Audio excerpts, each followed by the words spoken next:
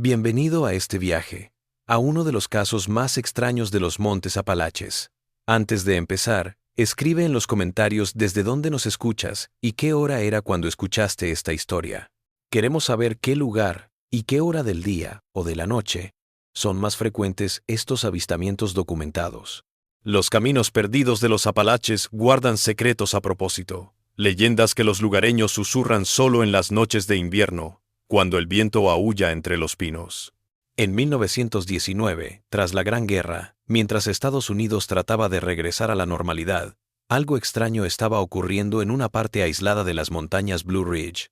Esta es la historia de los hermanos de la montaña y de los viajeros que jamás volvieron a casa. Condado de Harrison, Virginia Occidental, 1919. La guerra había terminado. Los soldados volvían a casa. Las carreteras rurales estaban más llenas que nunca de gente que iba a ver a sus familiares o a buscar trabajo en la economía de la posguerra. La pandemia de gripe española, que había asolado el mundo, estaba remitiendo y un optimismo cauteloso comenzaba a extenderse. Las líneas ferroviarias estaban repletas, y los que no podían costearse el tren se echaron a las carreteras, a menudo haciendo autostop o caminando por los pasos de montaña que enlazaban las comunidades remotas de los Apalaches. En medio de este flujo de humanidad, empezaron a oírse noticias de caminantes que salían de aldeas vecinas y se dirigían al oriente por el paso de montaña y que jamás llegaban a su destino. Los archivos del Departamento del Sheriff del Condado de Harrison registraron 15 desapariciones similares entre marzo y octubre de 1919, aunque los periódicos locales sugieren que el número real podría haber sido mucho mayor. El Clarksburg Daily Telegraph informó en una breve columna el 12 de julio de 1919 que el condado había tenido más forasteros de lo habitual que no llegaban a sus destinos declarados. Si bien el artículo lo atribuyó al caos general del movimiento de posguerra, el Paso Blackwell, un estrecho camino de montaña que unía varias comunidades mineras de carbón, llegó a conocerse localmente como el Camino Perdido. Lo que hacía más inquietante estas desapariciones era su selectividad. Las víctimas eran casi siempre viajeros solitarios, personas sin arraigo en las comunidades locales, personas a las que nadie echaría de menos de inmediato. La versión oficial de las autoridades locales fue que estas personas probablemente se habían perdido en accidentes en las montañas o simplemente habían seguido su camino en otro lugar sin avisar a nadie. Los archivos públicos indican que el sheriff Thomas Caldwell cerró formalmente la mayoría de estos casos de personas desaparecidas con la etiqueta «Se presume que abandonó la zona sin delito aparente». Pero documentos desenterrados en 1963 de los archivos personales del sheriff Thomas Caldwell revelan otra historia. Según su diario personal, hallado en el ático de la casa de su nieta en Charleston, el sheriff había estado siguiendo un patrón en las desapariciones que ocultó en los informes oficiales. El diario, que abarca desde febrero de 1919 hasta diciembre de 1920, narra la creciente sospecha de Caldwell hacia dos hermanos que vivían en una granja aislada cerca del punto más alto del Paso Blackwell. La encuadernación en cuero del diario estaba rota y muchas de sus páginas estaban manchadas por el agua, pero la escritura prolija aún era suficiente para revelar una inquietante investigación que nunca llegó a los archivos oficiales. Jeremiah y Elias Thornhill eran conocidos como los hermanos de la montaña. Los hermanos habían estado en la área toda su vida, heredando una pequeña porción de tierra de su padre, un cazador razonablemente exitoso antes de principios de siglo.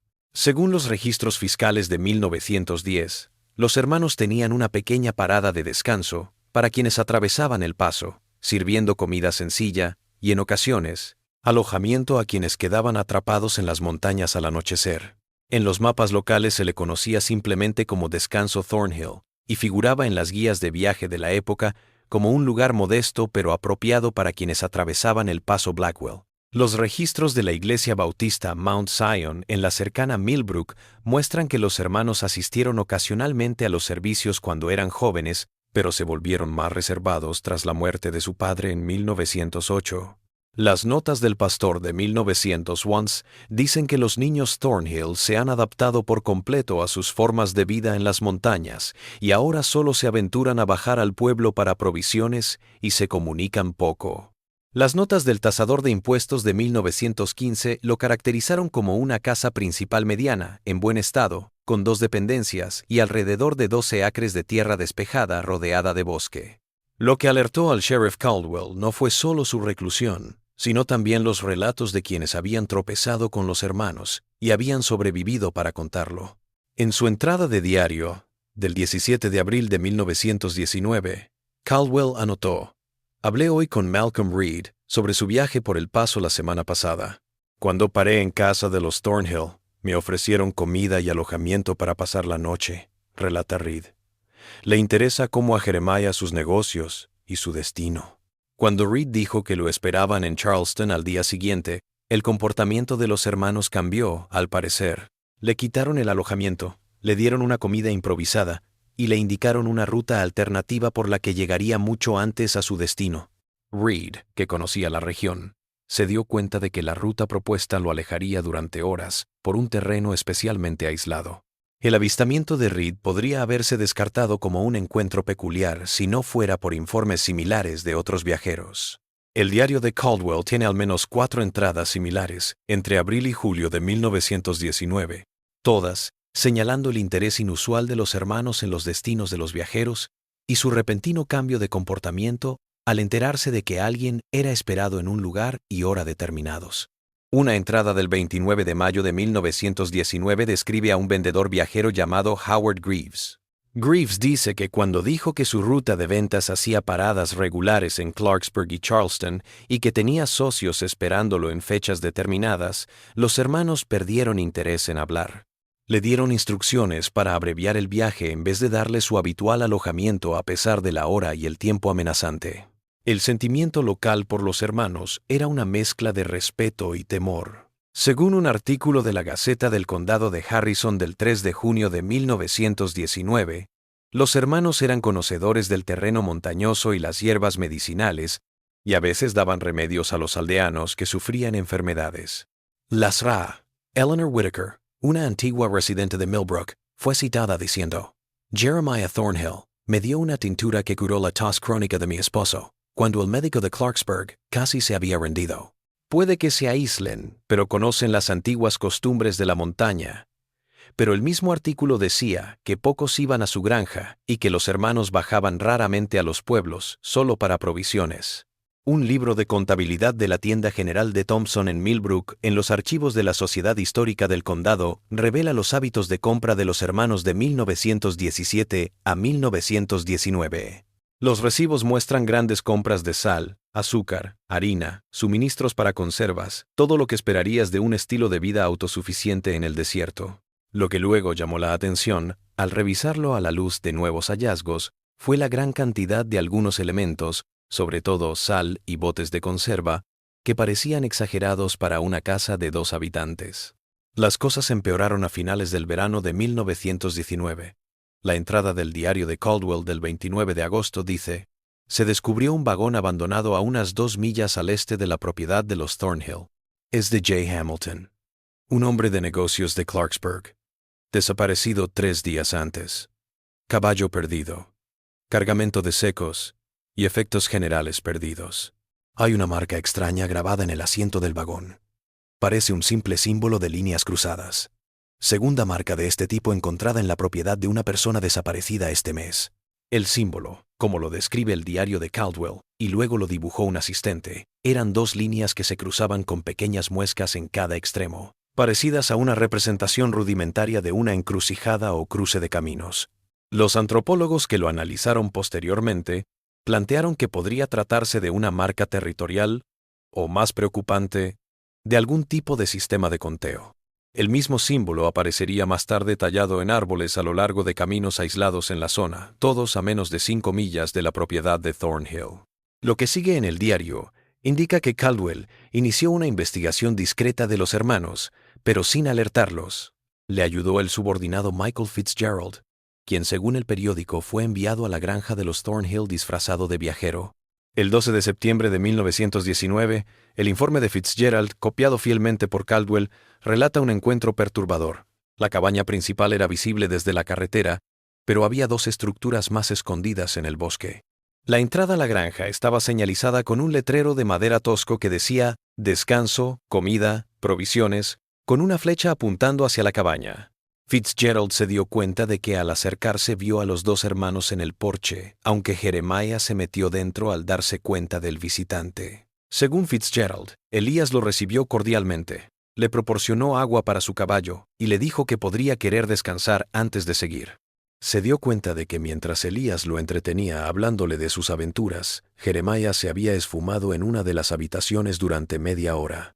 El asistente describió el interior de la cabaña principal como inusitadamente amueblada para un lugar tan aislado, con muebles finos que parecían fuera de línea con los medios obvios de los hermanos. En concreto, observó un reloj en la repisa que parecía europeo, y una biblioteca de libros encuadernados en cuero que parecían desplazados en una cabaña de montaña.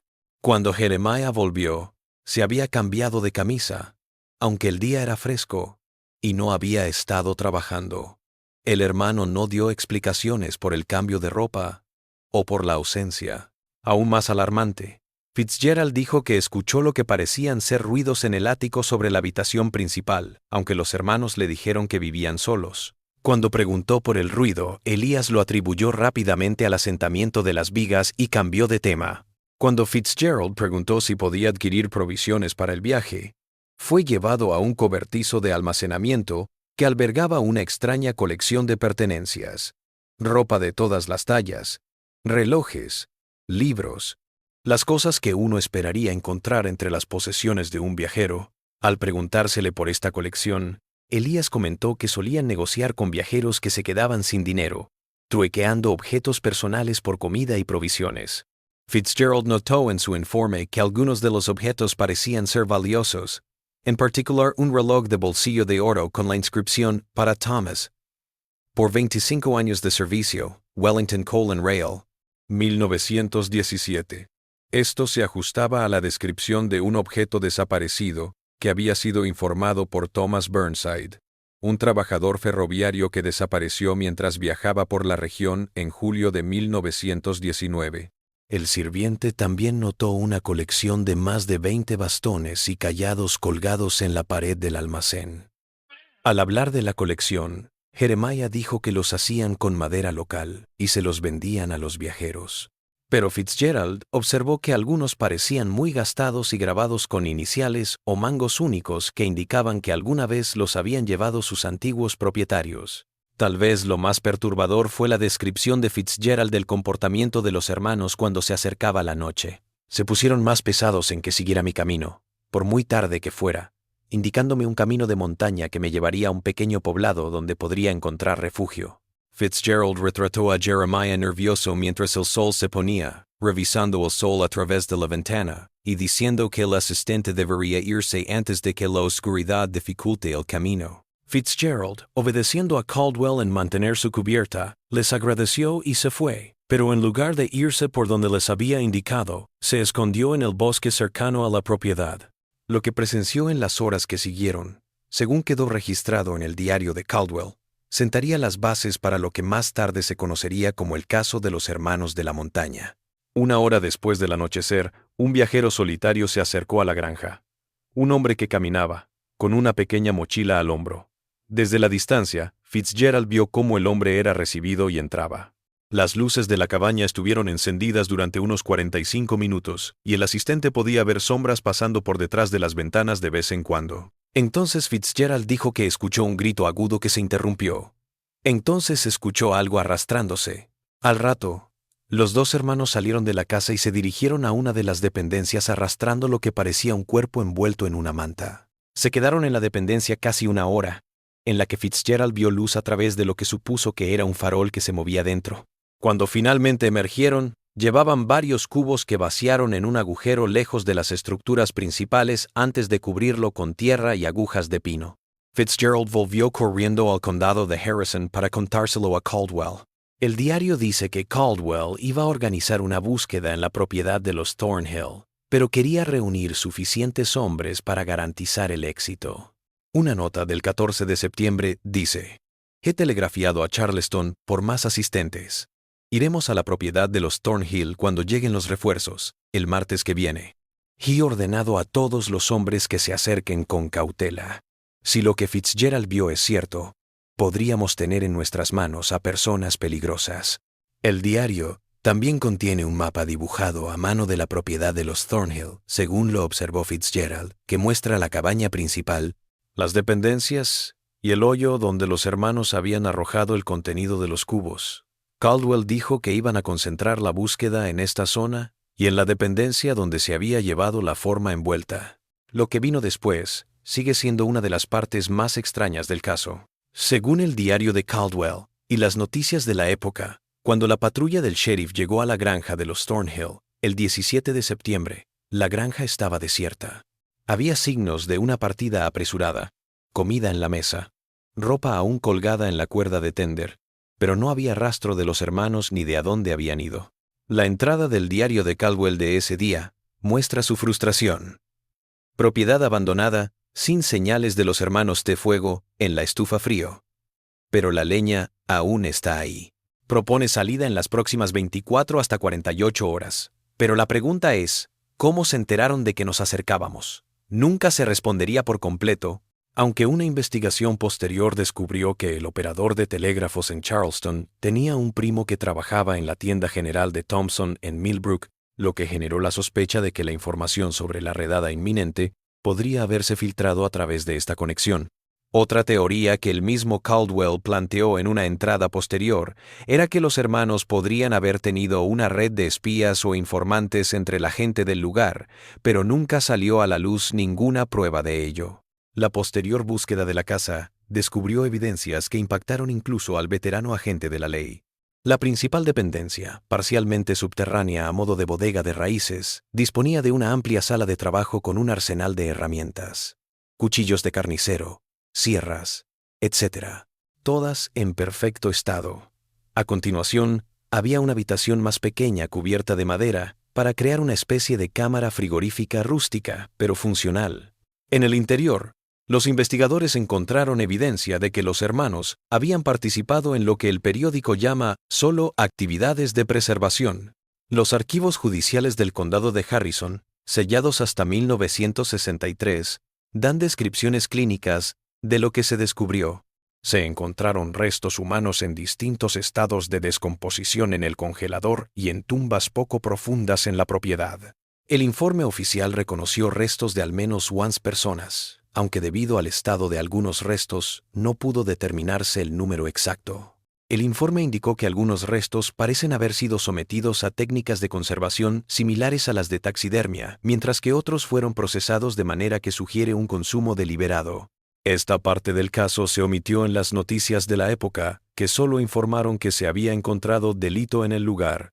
La Gaceta del Condado de Harrison del 20 de septiembre de 1919 informó que las autoridades han verificado que los hermanos Thornhill, anteriormente sospechosos en varios casos de personas desaparecidas, han huido de su propiedad después de que se descubriera evidencia incriminatoria. Hay una cacería humana en marcha. El periódico no informó sobre los macabros hallazgos en la propiedad, probablemente tanto por la naturaleza sensacionalista de los hallazgos como por petición del sheriff Caldwell, quien escribió en su diario que temía que los informes gráficos desataran el pánico e impidieran una persecución sistemática de los culpables.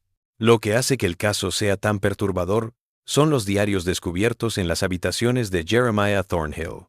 Los diarios, que abarcan casi 15 años, registraron las acciones de los hermanos con un desapego clínico que los investigadores encontraron más inquietante que cualquier manifestación de malicia. La escritura indica que los hermanos consideraban que lo que hacían no eran delitos, sino una forma de artesanía, aludiendo constantemente a su trabajo de conservación y a la perfección de la técnica. Una nota del 3 de agosto de 1918.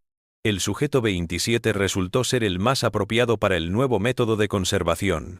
Aplicar aceite de cedro tras la salazón parece evitar la textura acuerada que ha frustrado otros intentos. El resultado sigue siendo realista, sobre todo en el rostro. Elías propone que repitamos el método con el sujeto 28, que debería llegar en 15 días, según el horario de diligencias que conseguimos en Millbrook. Los periódicos también revelaron cómo fueron elegidos los hermanos. Iban a por gente que pareciera estar de paso por la zona, preferiblemente solos y sin vínculos con la gente local. Hablaban con los viajeros para saber si alguien los esperaba y cuánto tiempo los echarían de menos. Los buenos eran invitados a quedarse a comer o a descansar. Lo que siguió se registró con escalofriante detalle en los periódicos. Una anotación del 5 de mayo de 1917 nos ilustra sobre su procedimiento. El sedante en la comida de la noche sigue dando resultado en la dosis justa. 2 medidas por taza de café. Provoca sumisión sin pérdida de conciencia. Esto permite una entrada más suave al área de preparación. El sujeto 19 opuso poca resistencia y fue encerrado en la sala de preservación a los 12 minutos de la ingestión. Todo se llevó a cabo antes de la medianoche, dejando tiempo suficiente para limpiar y restaurar la sala principal antes de que llegaran posibles viajeros matutinos. Los periódicos informan que los hermanos habían perfeccionado su método durante años de práctica, creando formas de detectar blancos apropiados, someterlos rápidamente y eliminar cualquier rastro. Llevaban un inventario de cada individuo, con sus características físicas, posesiones y la forma en que se conservaban. En ocasiones, incluso archivaban las últimas palabras o expresiones de la persona, anotándolas con la misma frialdad en los detalles con que documentaban todo. Tal vez lo más aterrador fue lo que los investigadores llamaron la colección, en una habitación secreta accesible solo a través de una trampilla en el dormitorio de Jeremiah. Encontraron decenas de objetos personales catalogados que habían sido robados a las víctimas. Relojes, anillos de boda, fotografías, cartas, entre otros. Cada pieza estaba fechada y etiquetada con un número que se correspondía con las entradas del diario de Jeremiah. La colección era una especie de sistema de contabilidad que indicaba que el número de víctimas era mucho mayor que los restos descubiertos en la propiedad. Entre los objetos encontrados había una billetera de cuero con identificaciones de William Garfield, un vendedor ambulante de Ohio que había desaparecido en 1916. La cartera estaba marcada con el número 14, y dentro, además de las identificaciones de Garfield, había una foto de lo que parecía ser su esposa y otros familiares. Un anillo de oro de matrimonio etiquetado como Sujeto 23 fue identificado más tarde por un grabado único como propiedad de Margaret Whitley, una maestra de escuela de Virginia que desapareció mientras viajaba para visitar a familiares en Kentucky a principios de 1918. La cacería humana de los hermanos Thornhill continuó durante todo el invierno de 1919 hasta 1920, pero nunca fueron capturados. A pesar de la participación de la policía de varios condados e incluso agentes federales, el diario de Caldwell registra su creciente frustración a medida que las pistas se enfriaban y los avistamientos resultaban ser falsos. Una entrada del 18 de noviembre de 1919 dice: "Otro avistamiento falso en Morgantown". La descripción coincidía, pero después de la investigación, los hombres fueron identificados como mineros recién llegados de Pensilvania. Me temo que los hermanos se hayan refugiado en lo más profundo del desierto, donde la presencia de las fuerzas del orden es escasa o nula. Se informaron avistamientos hasta en Tennessee y Carolina del Norte, pero ninguno pudo ser verificado. Algunos informes indicaron que los hermanos podrían haberse dividido, asumiendo identidades separadas para evitar la captura. Las descripciones físicas que se habían comunicado a las fuerzas del orden identificaban a Jeremiah como un hombre de unos 45 años, 5'11" de altura, delgado, moreno, con canas en las sienes y una cicatriz en el antebrazo izquierdo. En tanto, Elías fue caracterizado por ser un hombre de unos 40 años, 6'2", corpulento, barbudo, y que cojeaba de la pierna derecha. Un telegrama en poder de Caldwell del 30 de noviembre de 1919, de las autoridades de Asheville, Carolina del Norte, informaba de la detención de un hombre que se parecía mucho a Elias Thornhill, pero cuando Caldwell llegó allí para identificarlo, el hombre había sido puesto en libertad por falta de pruebas y había desaparecido de nuevo.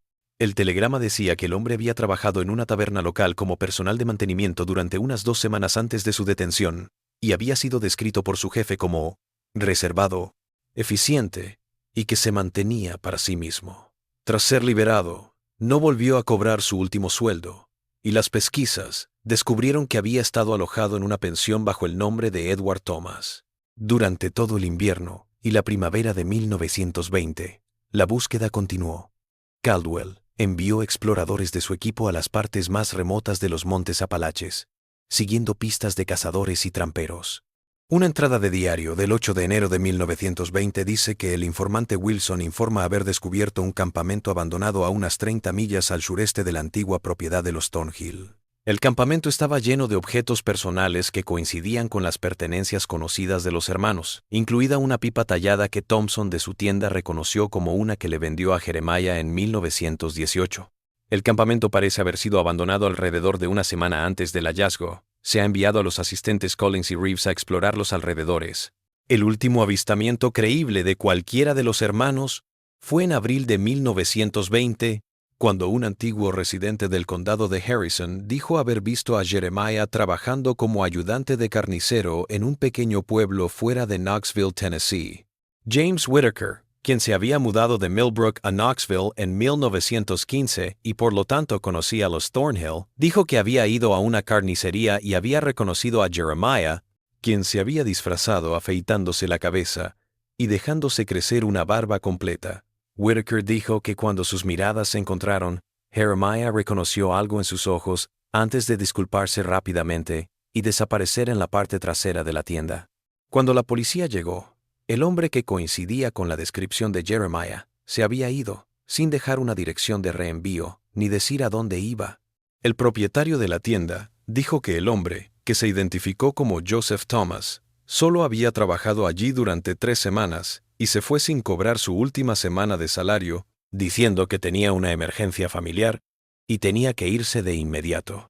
El caso dio un giro extraño en octubre de 1920, cuando Caldwell recibió un paquete sin sellar en la oficina del sheriff. En su interior había un reloj de bolsillo que había sido reconocido en documentos policiales como propiedad de una de las supuestas víctimas, un ingeniero ferroviario llamado Howard Phillips, desaparecido en junio de 1919. En el reloj había una nota que decía, aún dando la hora. El análisis de la escritura a mano confirmó más tarde que era la de Jeremiah. El paquete había sido enviado por correo desde Johnson City, Tennessee, pero los investigadores creen que esto fue una pista falsa intencional, en lugar de una señal de la ubicación real de los hermanos. Esta sería la última comunicación de cualquiera de los hermanos Thornhill. La búsqueda continuó, con intensidad decreciente, durante 1920 y 1921. Las notas del diario de Caldwell revelan su creciente resignación a medida que la pista se enfriaba. Una entrada de marzo de 1921 dice 6 meses desde la última comunicación verificada de J. Thornhill y más de un año desde cualquier avistamiento creíble de cualquiera de los hermanos. Aunque todavía creo que siguen por ahí, ya no tengo suficientes recursos para ir tras ellos con lo poco que sé. Pero los meses se transformaron en años sin más noticias, y el caso se fue apagando en el recuerdo. La casa de los Thornhill quedó abandonada. Nadie vino a reclamarla. En 1925, el condado se adueñó de la propiedad por falta de pago de impuestos, pero a pesar de su historia, o tal vez por causa de ella, no apareció ningún comprador. Finalmente el bosque reclamó el claro, y cuando los miembros de la Sociedad Histórica de Virginia Occidental buscaron el lugar en 1963, la naturaleza había borrado casi todas las huellas de la granja. Solo la plataforma de piedra de la cabaña principal y los restos parciales de la bodega de raíces pudieron identificarse con certeza. El sheriff Caldwell estuvo obsesionado con la captura de los hermanos hasta su jubilación en 1931, guardando un expediente de avistamientos informados y posibles pistas. Según su nieta, en la investigación de la Sociedad Histórica en 1963, Caldwell solía pasar sus tardes estudiando mapas de los montes Apalaches, señalando posibles escondites y trazando posibles rutas que los hermanos podrían haber tomado. Ella recordó que nunca aceptó que simplemente desaparecieran. Pensó que debían haber encontrado otra zona aislada en la que continuar sus operaciones sin ser detectados. Yo solía decir, hombres como esos no paran, solo cambian de coto de caza. El obituario de Caldwell en la Gaceta del Condado de Harrison en 1946 hizo una breve mención de su participación en la resolución de uno de los casos criminales más conocidos del condado, sin dar más detalles. Para entonces, el caso Thornhill se había convertido en una leyenda local, con historias exageradas que se contaban entre los habitantes de la región muchas de las cuales tenían poco en común con los registros históricos. El caso podría haber permanecido como una nota al pie de página en la historia local, si no fuera por el descubrimiento realizado en 1964 por excursionistas que exploraban un sistema de cuevas aislado a unas 12 millas de la Fue, antigua propiedad de Thornhill. Los excursionistas, estudiantes de geología de la Universidad Marshall, dijeron que habían descubierto lo que parecían ser restos de un campamento antiguo en lo profundo del sistema de cuevas. Entre los objetos encontrados había utensilios de cocina, lo que quedaba de una cama improvisada y una caja metálica con varios diarios encuadernados en cuero. Los diarios fueron entregados a las autoridades locales, las cuales, al darse cuenta de que podrían estar relacionadas con el caso Thornhill, se pusieron en contacto con la Sociedad Histórica de Virginia Occidental. En lo profundo de la cueva, encontraron lo que parecía ser una pequeña habitación habitable, que había sido habitada durante mucho tiempo, décadas, en completo aislamiento. La entrada de la cueva estaba camuflada por rocas naturales y vegetación, lo que la hacía casi imposible de detectar a menos que se supiera dónde buscar. En el interior, los investigadores descubrieron indicios de que alguien había residido allí durante años. Entre las cosas halladas, había algunos diarios parecidos a los que habían encontrado en la granja de los Thornhill.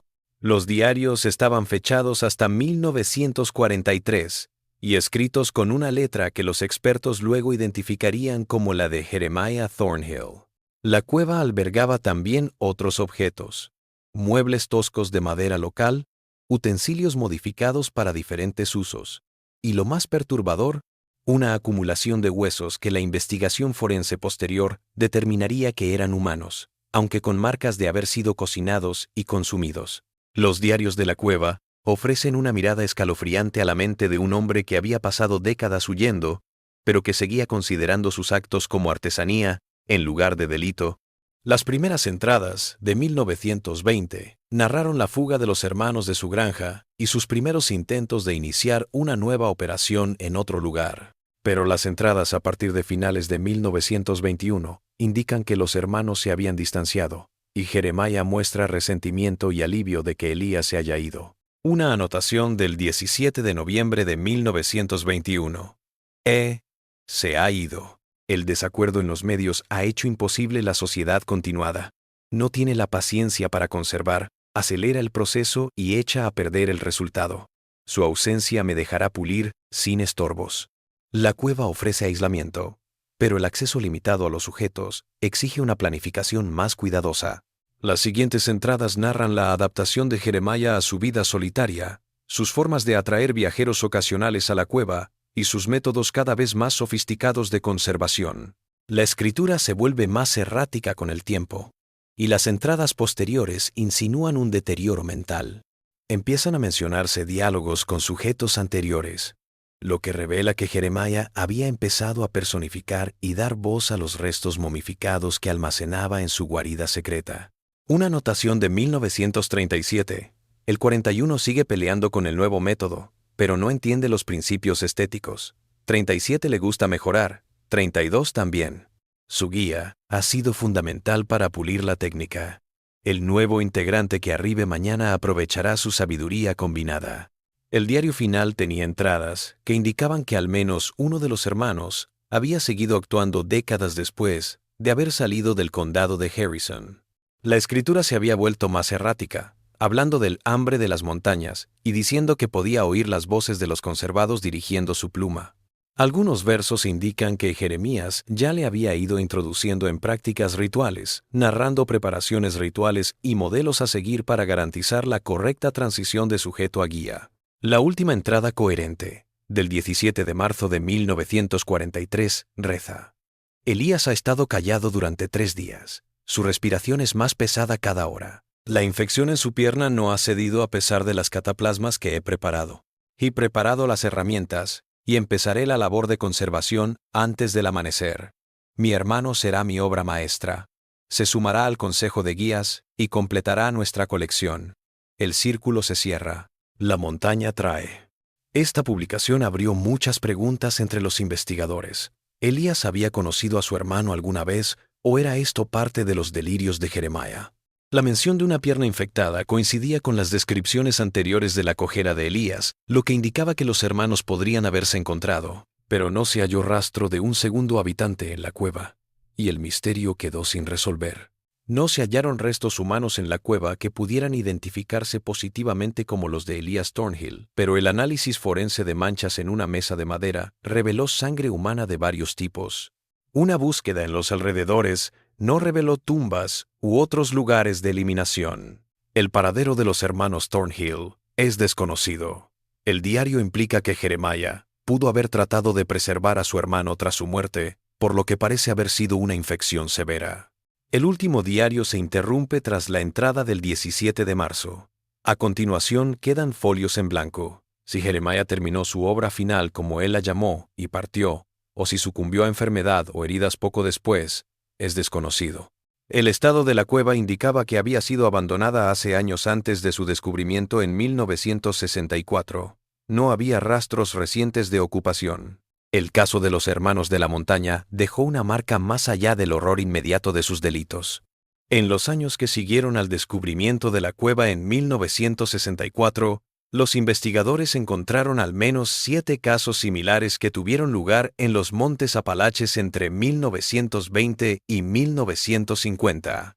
Casos en los que viajeros desaparecieron, y la evidencia apuntó a prácticas sistemáticas y ritualistas que recordaban a los Thornhill. Aunque no se pudo hacer una conexión definitiva, algunos criminólogos han teorizado que los hermanos podrían haber atraído imitadores, o que simplemente se encontraron con otros de inclinaciones similares, y terminaron su aislamiento. Un informe de la Unidad de Ciencias del Comportamiento del FBI de 1966 dijo: el caso Thornhill prefigura a los depredadores en serie modernos en su selección metódica de víctimas, procesamiento ritualista de restos y recolección de trofeos. Lo que hace este caso diferente de otros es la mentalidad artesanal. Los hermanos consideraban lo que hacían como trabajo o arte y no como compulsiones psicológicas. Esta manera vocacional de depredar es una tipología sin par en los estudios sobre la criminalidad. La DRA.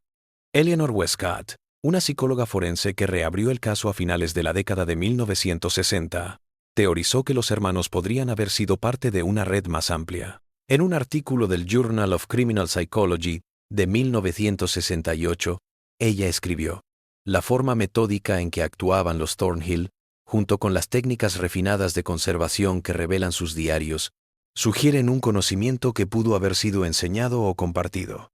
La cuestión sigue abierta. ¿Desarrollaron estas prácticas por su cuenta o fueron iniciados en una tradición? La dispersión de tales casos a través de los Apalaches durante décadas sugiere una red dispersa de practicantes que compartían técnicas y posiblemente territorios.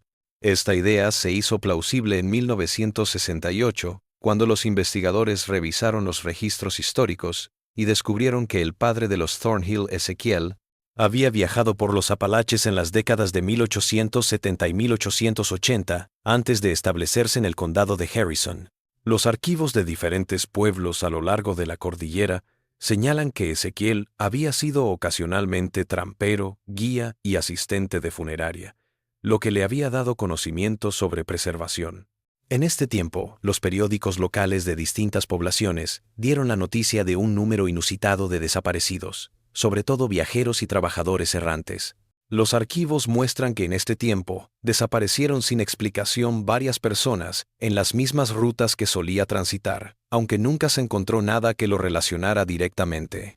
Un investigador de la Sociedad Histórica de Virginia Occidental escribió en un informe de 1968: el patrón de desapariciones que siguió los viajes de Ezequiel Thornhill por las comunidades de los Apalaches entre 1872 y 1885 se hace eco de las que más tarde se atribuirían a sus hijos. Aunque fortuito, la evidencia indica que las acciones registradas en los diarios de Jeremiah pueden ser una continuación de las que inició el padre. Este elemento multigeneracional del caso agrega otra capa perturbadora a una historia ya atroz. La idea de que estas prácticas pudieran ser enseñadas y heredadas como un oficio familiar desafía las concepciones habituales de la desviación y plantea la cuestión de si el aislamiento y la desconexión cultural pueden generar formas extremas de conducta antisocial. La historia de los hermanos de la montaña es un episodio inquietante de los Montes Apalaches. El aislamiento proporcionado por el terreno accidentado y la naturaleza flotante de muchos que lo recorrían en migraciones económicas temporales crearon las condiciones para que los hermanos actuaran sin ser descubiertos durante años. El caso es un recordatorio de que las amenazas más aterradoras no siempre son monstruos sobrenaturales, sino los depredadores invisibles que acechan entre nosotros, esperando a que los vulnerables se topen con su camino. Lo que hace aún más perturbador este caso es que, a pesar de las extensas investigaciones realizadas en las décadas posteriores a los primeros hallazgos, las autoridades nunca pudieron localizar a todas las víctimas que Jeremiah mencionaba en sus diarios. Según las memorias y los artículos indexados en la colección, el número de víctimas de los hermanos de la montaña podría superar las 50 personas durante todo el periodo de su actividad. La mayoría de estas víctimas quedan en el anonimato. Sus desapariciones tal vez nunca fueron denunciadas o relacionadas con los hermanos. Un informe de 1967 de la Unidad de Casos Fríos de la Policía Estatal de Virginia Occidental dice, según el diario y la evidencia reunida, calculamos que los hermanos Thornhill pueden haber sido responsables de entre 45 y 60 desapariciones que ocurrieron entre 1909 y 1919, y que Jeremiah pudo haber continuado hasta 1943 por lo menos. De ellos, solo 17 han sido identificados positivamente a través de pertenencias recuperadas u otra evidencia. El resto es el silencio de los desaparecidos, cuyos destinos sospechamos, pero no podemos confirmar. Los caminos de montaña siguen guiando a los viajeros más allá de los pasos donde aguardaron los hermanos Thornhill. La ubicación de su granja fue eliminada intencionalmente de los mapas y marcadores históricos, en parte por respeto a las víctimas y en parte por temor a atraer morbosos. Pero los guías locales dicen que los turistas a veces preguntan por el lugar, atraídos por la morbosidad del caso. En 1966, la Sociedad Histórica del Condado discutió si debía incluir el caso Thornhill en una historia completa del condado que se estaba escribiendo para publicarse. Las actas de su reunión muestran una discusión acalorada sobre la moralidad de registrar tales eventos, con algunos diciendo que la historia debía contarse como una advertencia, y otros preocupándose por sensacionalizar los crímenes de los hermanos. Finalmente, la comunidad decidió añadir una pequeña reseña factual, mencionando solamente que el caso Thornhill de 1919 fue una de las mayores investigaciones criminales del condado, sin dar detalles morbosos. La Sociedad Histórica del Condado de Harrison conserva los archivos sellados del caso, copias de los diarios y fotografías de la evidencia. El acceso está reservado a investigadores cualificados con fines académicos o policiales legítimos. Según el conservador de la sociedad, en una entrevista de 1967, algunas partes de este caso son demasiado inquietantes para hacerse públicas. Hay cosas que no serían útiles para nada histórico, que solo servirían para alimentar una curiosidad morbosa. Esta política de puertas cerradas ha generado todo tipo de rumores y leyendas urbanas sobre el caso que poco tienen que ver con la realidad de lo que sucedió. El folclore local ha añadido elementos sobrenaturales que faltan en los registros históricos. Algunas historias diciendo que los Thornhill eran brujos o que ni siquiera eran humanos. Estos adornos tal vez sean una necesidad psicológica de externalizar un comportamiento tan extremo fuera de la posibilidad humana. El doctor como antropólogo cultural que investigó cómo la leyenda Thornhill se transformó en los folclores de los Apalaches, Samuel Grafton, observó en un artículo de 1969 que la conversión de los hermanos Thornhill de depredadores humanos a seres sobrenaturales en el folclore local es un ejemplo típico del tratamiento cultural de las desviaciones. Come in extremis.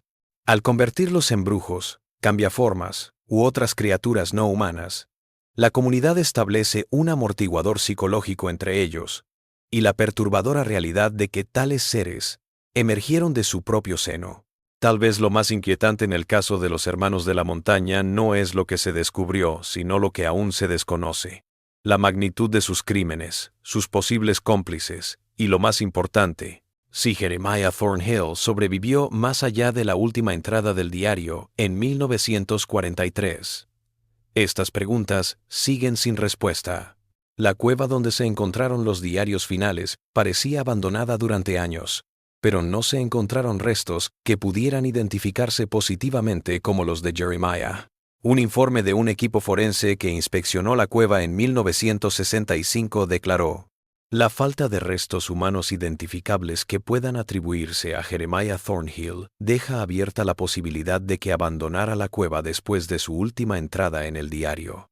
Debido a su edad en ese momento, unos 69 años, parece improbable que hubiera podido montar otra operación en otro lugar, pero no se puede descartar por completo. Durante las décadas siguientes, los bosques profundos y las montañas de los Apalaches han continuado guardando sus misterios. A veces excursionistas o cazadores dicen haber encontrado extrañas formaciones de piedra o refugios toscos en lugares muy aislados que recuerdan a lo que se describe en los diarios de los Thornhill. Un informe al Servicio de Parques Nacionales, en 1958, mucho antes del redescubrimiento del caso Thornhill, informó del avistamiento por parte de un excursionista de una extraña formación de rocas en una zona abierta a Keynes Extande, unas 40 millas al sur del Paso Blackwell, que parecían una mesa o estructura de altar. El informe decía que se habían grabado marcas o símbolos extraños en algunos de los árboles cercanos, aunque no se proporcionaron imágenes ni descripciones de las marcas. Ninguno de estos hallazgos ha sido definitivamente vinculado a los hermanos, pero cada uno abre la puerta a la posibilidad de que algo de los hermanos de la montaña todavía perdure en las sombras de esas viejas colinas. Un guardabosques jubilado entrevistado por un periódico local en 1967 dijo: estas montañas tienen miles de lugares ocultos donde uno podría vivir durante años y nunca ser encontrado: cuevas, cañones aislados, antiguos campamentos mineros. Los Apalaches están llenos de lugares en los que una persona que conozca la zona podría desaparecer. La cuestión no es si uno puede perderse en estas montañas, sino cuántos se han perdido a través de los siglos y por qué. La última palabra oficial sobre el caso la dio el analista del FBI Robert Thornton, que reexaminó las pruebas en 1967 en el curso de un estudio más amplio sobre el crimen depredador rural. Su informe, citado en documentos desclasificados hechos públicos en 1969, llegó a la siguiente conclusión: el caso Thornhill es un ejemplo inusual de depredación sistemática, en un contexto de aislamiento social, que proporcionó camuflaje a los perpetradores y una prisión a sus víctimas. El aislamiento geográfico, el conocimiento de los hermanos de la psicología humana y su paciencia dieron lugar a las condiciones ideales para su trabajo. Lo que resulta más alarmante no es que existieran tales personas, sino que actuaran sin ser descubiertas durante tanto tiempo, lo que plantea la cuestión de cuántos casos más podrían estar ocurriendo sin ser detectados incluso en la actualidad. Desde 1969, el departamento del sheriff del condado de Harrison consideró que ambos hermanos Thornhill estaban muertos, pero nunca se expidieron certificados de defunción y el caso permaneció técnicamente abierto. Uno de los casos sin resolver más antiguos en la historia de la aplicación de la ley de Virginia Occidental. Una nota en los archivos de casos fríos del departamento, fechada en marzo de 1968, dice: la revisión periódica continúa según lo exige la política del departamento, pero no hay ninguna investigación activa en curso, debido a la supuesta muerte de todos los sujetos y al tiempo transcurrido. Los Apalaches son muy diferentes de lo que eran en tiempos de los hermanos de la montaña. Las carreteras han mejorado, los pueblos están comunicados y el aislamiento que antes existía se ha reducido. Pero todavía quedan desierto, y todavía hoy existen lugares que rara vez son visitados por extraños. Un estudio de la Comisión Regional de los Apalaches de 1965 localizó más de 300 comunidades a lo largo de la cordillera a las que solo se podía llegar por caminos o senderos sin pavimentar, muchos a kilómetros de distancia de la presencia policial más cercana. Las montañas tienen su propio consejo. Los vientos que arrastran los pasos traen murmullos de relatos que la mayoría prefiere ignorar. Los senderos serpentean a través de cañones donde las sombras se demoran al mediodía. Y a veces, quienes atraviesan las partes más salvajes de los montes Apalaches dicen sentir que los observan desde detrás de la línea de árboles, algo que los evalúa, que mide su soledad, su vulnerabilidad, su idoneidad. Guías locales y guardaparques Cuentan que los excursionistas a veces sienten ansiedad sin razón en algunos puntos, sobre todo al atardecer, cuando el bosque se oscurece y todo se queda en silencio. Un memorando del Servicio de Parques de 1966 dice: los visitantes de la parte oriental del bosque estatal a veces tienen la sensación de que los están siguiendo o mirando aunque no haya nadie más presente. Aunque probablemente se deba a la ansiedad común del desierto, la repetición de estos avistamientos en ciertos lugares es notable. La mayoría sigue su camino sin problemas, pero algunos se topan con un lugareño amable que les revela un atajo entre las montañas, un camino fuera de mapa que les permitirá llegar más rápido a su destino. Un camino que no aparece en ningún mapa. Un camino que atraviesa lugares donde los teléfonos celulares pierden señal y lo único que se escucha es el viento entre árboles milenarios y el grito de pájaros lejanos. Y algunos de estos viajeros jamás vuelven a ser vistos. Las montañas tienen sus propios secretos, y la historia de los hermanos Thorhill es un escalofriante recordatorio de que los depredadores más peligrosos son aquellos que conocen el terreno y a sus presas, aquellos que se hacen pasar por guías y benefactores, ofreciendo ayuda y dirección, mientras te llevan a lugares de los que no puedes regresar. Como observó un investigador en un informe final del caso en 1969, el horror real de los hermanos de la montaña no reside en los detalles de sus crímenes, por perturbadores que fueran, sino en el descubrimiento de que tal depredación sistemática puede existir en el contexto de la interacción humana ordinaria. Los hermanos no acechaban en la oscuridad ni mostraban signos de peligro. Daban refugio, alimento y guía a viajeros agotados. Hablaron, negociaron, hicieron los tratos habituales de la sociedad humana. Y al hacerlo, abusaron de la confianza que hace posible la sociedad. Tal vez ese sea su mayor legado. La duda que dejó sembrada en el gesto más natural de ayudar a un desconocido en un camino solitario.